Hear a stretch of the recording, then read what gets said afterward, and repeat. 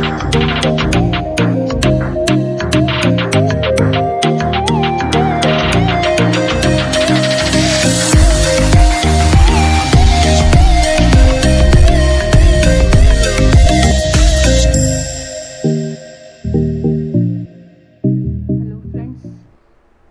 नाम है ज्योति और मैं आपको पढ़ा रही हूँ फंडामेंटल फर्स्ट ईयर का टॉपिक वाइटल साइन में हमने पहले पढ़ चुके हैं टेम्परेचर, नॉर्मली इंट्रोडक्शन देख चुके हैं वाइटल साइन का, टेम्परेचर पढ़ चुके हैं। अभी सेकंड टॉपिक है पल्स।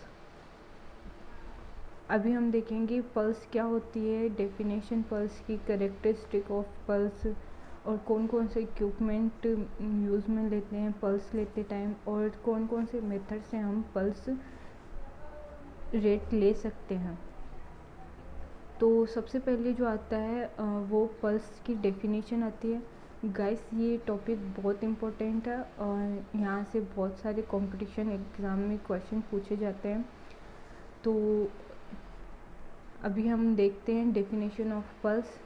तो पल्स किसे कहते हैं? पल्स जो होते हैं वो होता है कि जो आर्टरी होती है उसका डायलेशन और रिकॉइल, जो डायलेशन एंड रिकॉइल होता है आर्टरी का, उसे पल्स कहते हैं। डायलेशन मतलब कि आर्टरी का कॉन्ट्रैक्शन होना, और रिकॉइल का मतलब होता है कि नेरो, मतलब आर्टरी नेरो हो जाती है, उसे रिकॉइल कहते हैं। और जो डायलेशन हो जाता है या फिर कॉन्ट्रैक्शन हो जाता है, डायलेशन हो जाता है आर्टरी का, तो उस कंडीशन में हम उसे पल्स कहेंगे।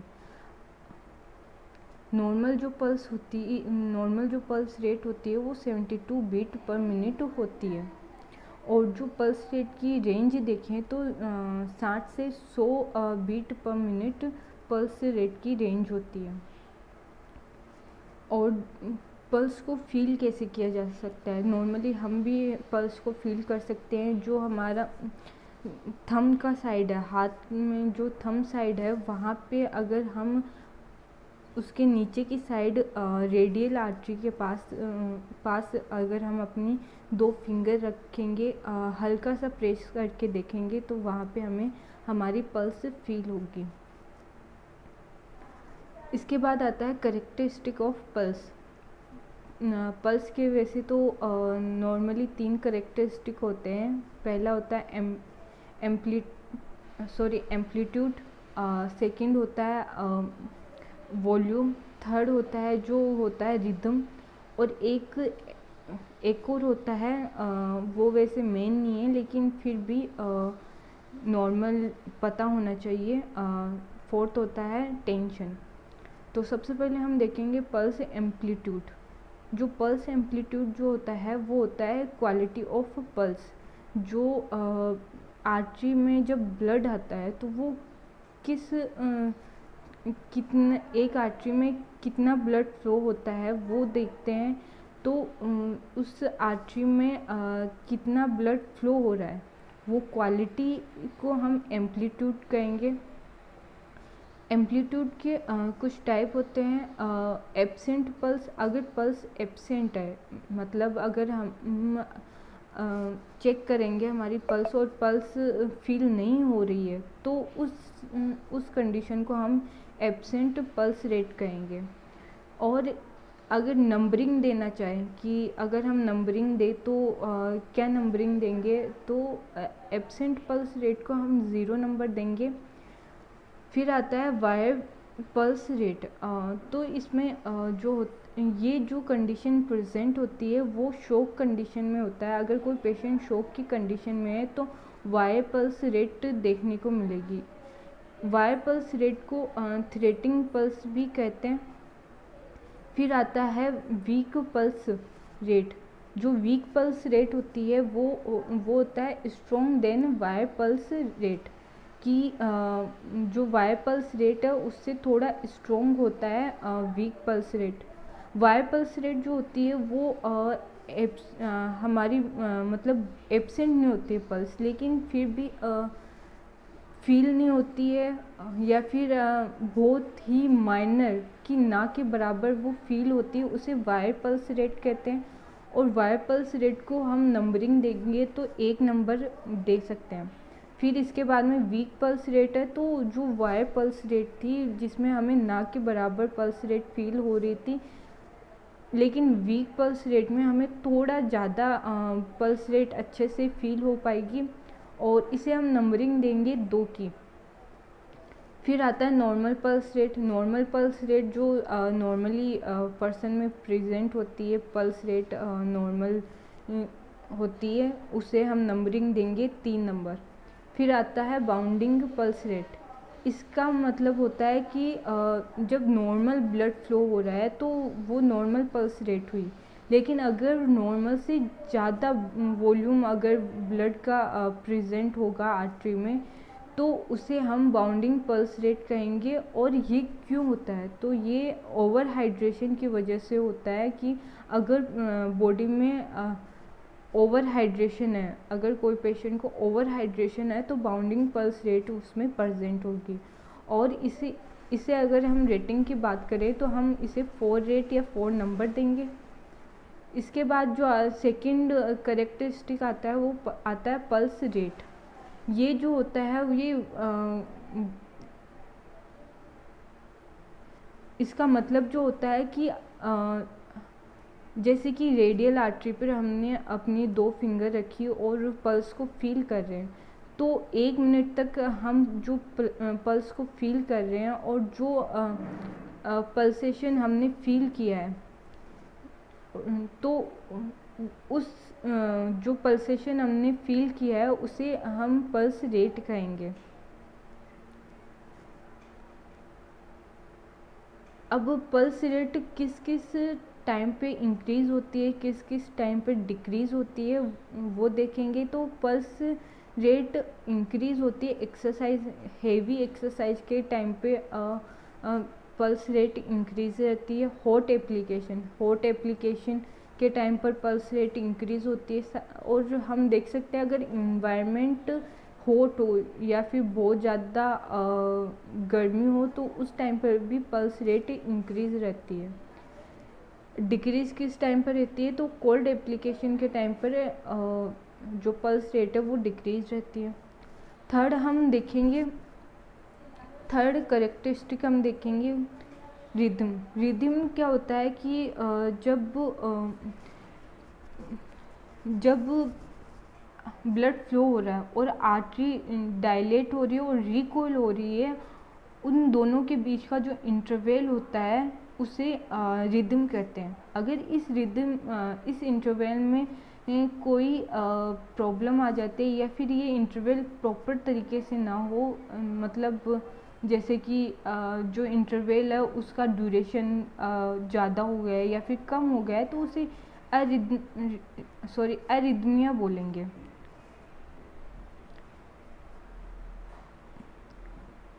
इसके बाद कुछ टर्मिनोलॉजी है जो कि रिदम के कुछ टर्मिनोलॉजी है जो कि रिदम के साथ यूज़ की जाती है, जैसे कि पल्स डिफिशिएट। यहाँ से बहुत बार कंपटीशन एग्ज़ाम में क्वेश्चन आ चुका है कि पल्स डिफिशिएट क्या होता है, या फिर इसका मीनिंग क्या होता है। इस तरह से करके यहाँ से क्वेश्चन पूछा गया है कि पल्स डिफिशिएट क्या होता है। तो इसका मतलब सिंपल सा मतलब है कि एपिकल एंड रेडियल पल्स जो रेट के बीच का डिफरेंस होता है, एपिकल पल्स और रेडियल पल्स अगर हम लेंगे और इन दोनों का बीच के डिफरेंस अगर हम निकालेंगे तो जो डिफरेंस आएगा वो ही पल्स डिफिशिएट होगा। इसके बाद आता है इंटरमिटेड पल्स।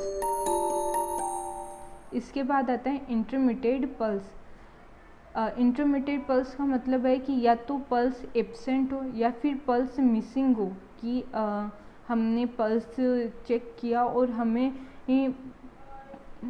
बीच बीच में पल्स की रेटिंग नहीं मिली या फिर पल्स एब्सेंट मिली, तो उस कंडीशन को हम इंटरमिटेड पल्स बोलेंगे। इसके बाद आता है डायक्रोटिक पल्स। तो ये जो होती है, जैसे कि हमने किसी पर्सन की हार्ट बीट चेक की और हार्ट बीट एक हार्ट बीट पे हमने 2 पल्स रेट मेज़र किया या फिर ऑब्जर्व किया, तो उस कंडीशन को हम डायक्रोटिक पल्स रेट बोलेंगे। इसके बाद आता है आर्ट्रियल फिब्रिलेशन। आर्ट्रियल फिब्रिलेशन क्या होता है कि जो एट्रियम होता है, हमारे हार्ट का जो एट्रियम पार्ट होता है उसका या तो रेपिडली या फिर इरेगुलरली कॉन्ट्रैक्शन होता है, तो उस कंडीशन को हम एट्रियल फिब्रिलेशन कहेंगे। अब एट्रियल फिब्रिलेशन या फिर रैपिड कॉन्ट्रैक्शन क्यों हो रहा है एट्रियम का, तो रैपिड कॉन्ट्रैक्शन इसलिए होगा क्योंकि जो ब्लड फ्लो है वो बहुत ही कम होता है, इसकी वजह से एट्रियल फिब्रिलेशन होता है। वेंट्रिकुलर फिब्रिलेशन क्या होता है, तो वेंट्रिकुलर फिब्रिलेशन होता है कि rapid and inadequate heart beat, मतलब कि वेंट्रिकुलर जो पार्ट होता है हार्ट का, वेंट्रिकल जो पार्ट होता है हार्ट का, वहाँ वो कॉन्ट्रैक्ट हो रहा है रैपिडली और इनएडिक्वेटली कॉन्ट्रैक्ट हो रहा है, तो उसे हम वेंट्रिकुलर फिब्रिलेशन कहेंगे। इसके बाद आता है थर्ड करेक्टरिस्टिक ऑफ पल्स। तो क्या होता है थर्ड करेक्टरिस्टिक, वो होता है वॉल्यूम।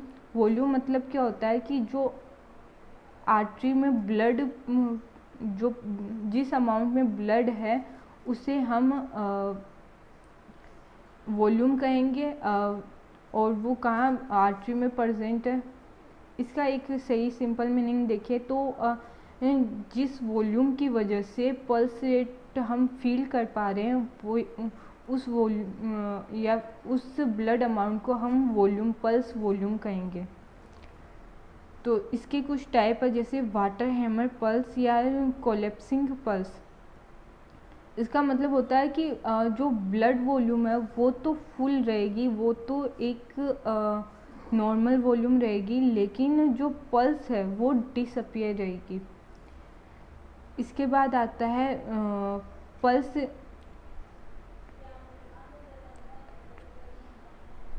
इसके बाद आता है सेकेंड पल्स अल्ट्रेशन।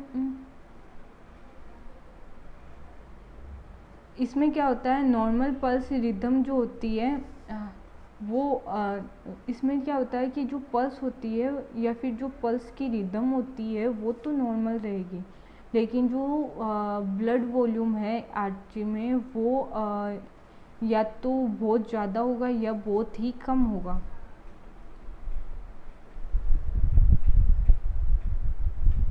इसके बाद थर्ड आता है बिग्नाइल पल्स।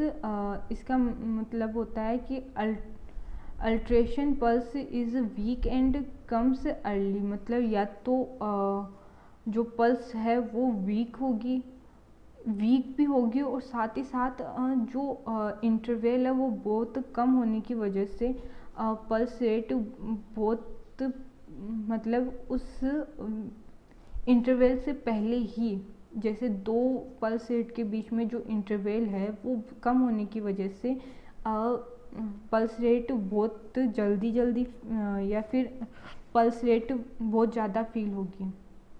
इसके बाद में पैराडॉक्सिकल पल्स।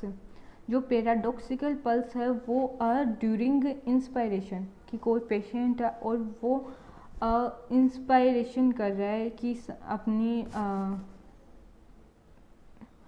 सांस ले रहा है, तो उस कंडीशन में जो पल्स रेट आएगी वो वीक आएगी।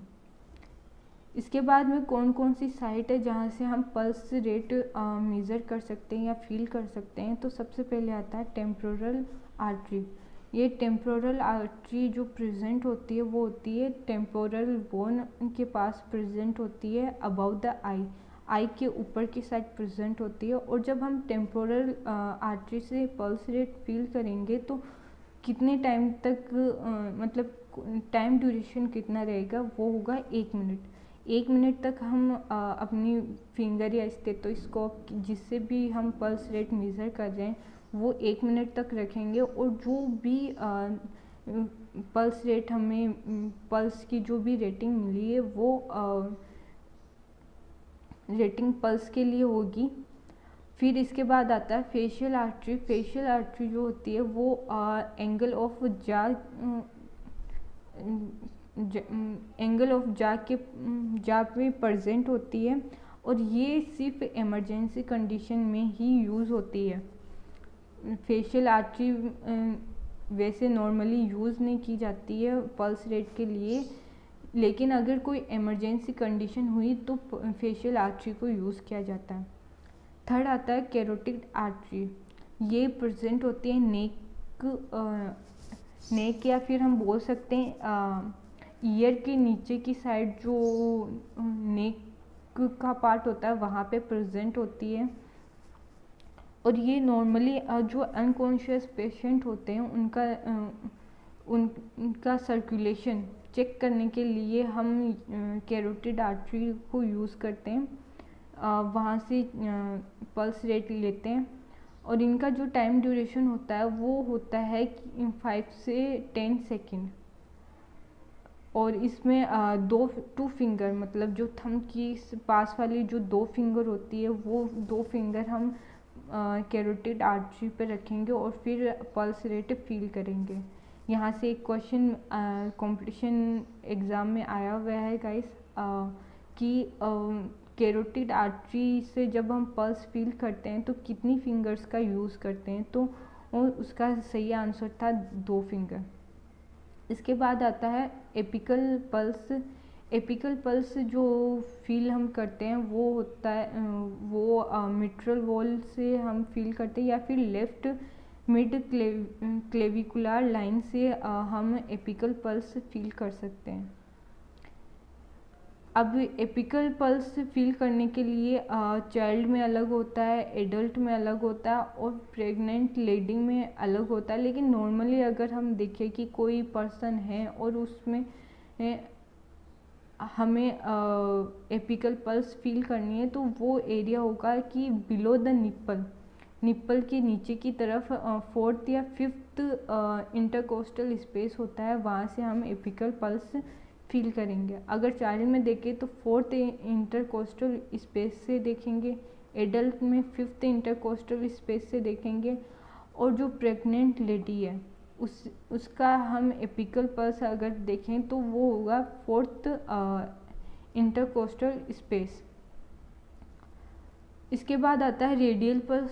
रेडियल पल्स जो होते हैं वो मोस्ट कॉमन साइट होती है फॉर चेक पल्स, कि पल्स चेक करने के लिए वो मोस्ट कॉमन साइट होती है। अगर डॉक्टर्स के पास हम जाते हैं तो डॉक्टर भी हमारी रेडियल पल्स देख के हमारी पल्स रेट चेक करता है। इसके बाद आता है ब्रेकियल आर्टरी। ब्रेकियल आर्टरी वैसे तो कॉमनली इन्फेंट और न्यूनेट के लिए यूज़ में ली जाती है, लेकिन एडल्ट में बीपी मेजरमेंट के लिए ब्रेकियल आर्टरी का यूज़ किया जाता है, कि ब्रेकियल आर्टरी पे ब्रेकियल आर्टरी से हम बीपी मेज़र कर सकते हैं।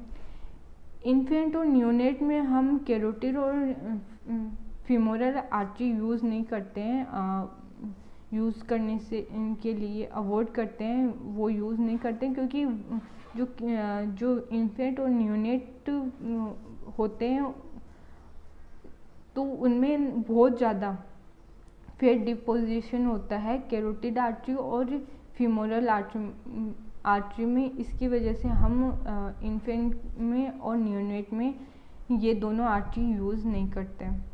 इसके बाद आता है फीमोरल आर्टरी। जो फीमोरल आर्टरी होती है वो कार्डियक कैथेराइजेशन के लिए यूज़ की जाती है।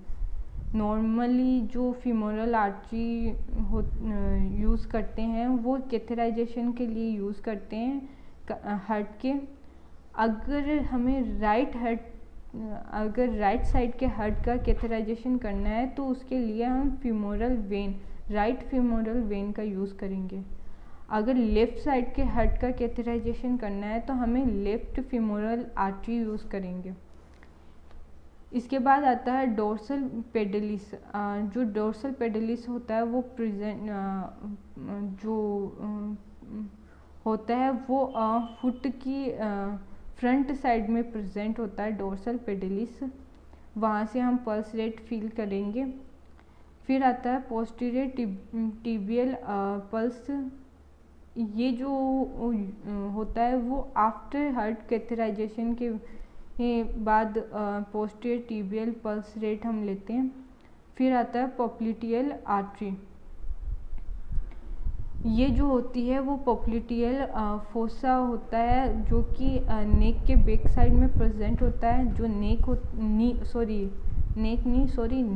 जो नी होती है उसके बैक साइड में पॉप्लिटियल फोसा प्रेजेंट होता है, और वहाँ से हम पल्स रेट मेज़र करेंगे। इसके बाद आता है टेंशन। ये जो टेंशन का अगर हम नॉर्मली मीनिंग देखें तो जब ब्लड फ्लो होता है तो जिस स्पीड से वो ब्लड आता है और उस ब्लड का जो प्रेशर आर्टरी की वॉल्स पे पड़ता है, तो वो वॉल्स कितनी डायलेट हो रही है, कितनी प्रेशर के साथ डायलेट हो रही है, उस कंडीशन को हम कहेंगे आर्टरी टेंशन। तो tension is the degree of the compression ability of artery. Artery का कंप्रेशन एबिलिटी जो होती है वो टेंशन कहलाती है। अगर हाई टेंशन है तो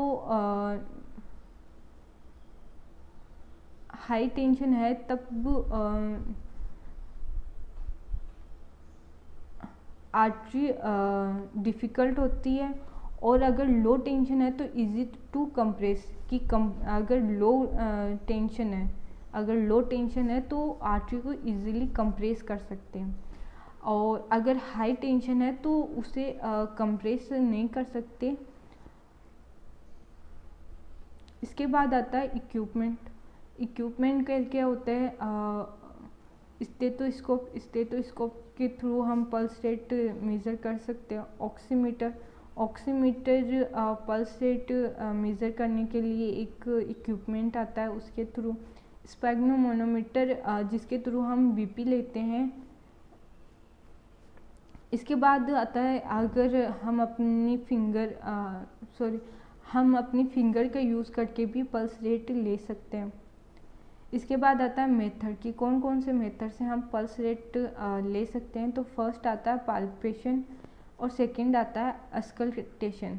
तो जो पाल्पेशन होता है उसमें हम फर्स्ट एंड सेकंड दो फिंगर यूज़ करेंगे। हम अपने हाथों की, जो मैंने पहले बताई, जो थंब के पास दो फिंगर होते हैं, उन दोनों फिंगर का हम यूज़ करते हुए जिस भी आर्टरी से हम पल्स रेट मेज़र कर रहे हैं उस आर्टरी पे हम स्लाइटली या फिर लाइट प्रेशर के साथ उन दोनों फिंगर्स को रखेंगे और काउंट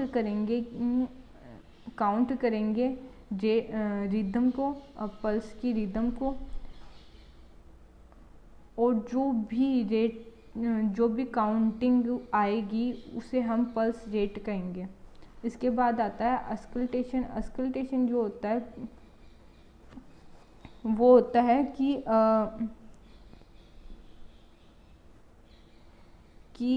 एपिकल पल्स के जो स्टेथोस्कोप का डायफ्राम होता है वो एपिकल पल्स के लेने के लिए हम यूज़ करेंगे कि जो हार्ट का एपिक्स पार्ट है वहाँ पे हम स्टेथोस्कोप का डायफ्राम रखेंगे, और फिर जो साउंड है वो साउंड हम सुनेंगे ईयरपीस के थ्रू, और जो भी काउंटिंग आ रही है वो काउंटिंग हम 1 मिनट तक मेज़र करेंगे, और जो भी काउंटिंग आई उसे हम पल्स रेट कहेंगे।